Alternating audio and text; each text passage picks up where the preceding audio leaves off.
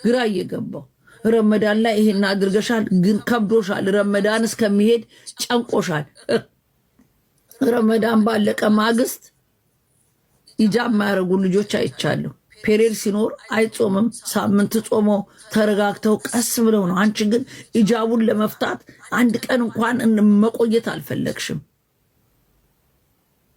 በይሉንታ ሙስሊም ሆነሽ የተቀመጥሽ ወይ እናትና አባትሽን ፈርተሽ የተቀመጥሽ ነው እንጂ አንቺ ኦልሬዲ 95% ኦርቶዶክስ ነው ያለሽው።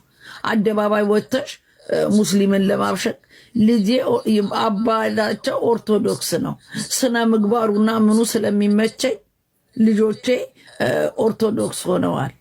አረ የሙስሊም ስነ ምግባርስ አይመችም?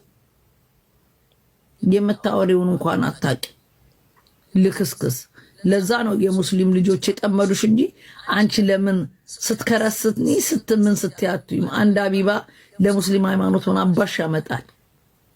ለኛ ለኦርቶዶክስም መጣሽ ቀረሽ እንዳንቺ አይነት ጢንዚዛ ምንም ትምህርት የሌለው ምን ታረጊልናለሽ? ነገር ግን በዚህ በመሀይም አንደበትሽ ወተሽ የባሌ ስነ ምግባር የቱ ነው ባልሽ? ሲጋራ ቁጭ ብሎ ጫት የሚቅም ባልሽ ምኑ ነው ስነ ምግባር? አላየንም እንዴ ተፎስቶ ፎቶአችሁ? ሲጋራና ጫት ቁጭ ብሎ የሚቅም ባልሽ ስለ ምግባሩ በጣም ጥሩ ስለሆነ ልጆቼ የእሱን ሃይማኖት ተከትለው ክርስትና ተጠምቀዋል። ከዛስ የትኛው ክርስትናችሁ ነው? ጫት እየቃመ ኦርቶዶክስ ሆኖ ሲጋራውን እየነፋ የትኛው ስነ ምግባሩ ነው? የትኛው ስነ ምግባሩ ነው?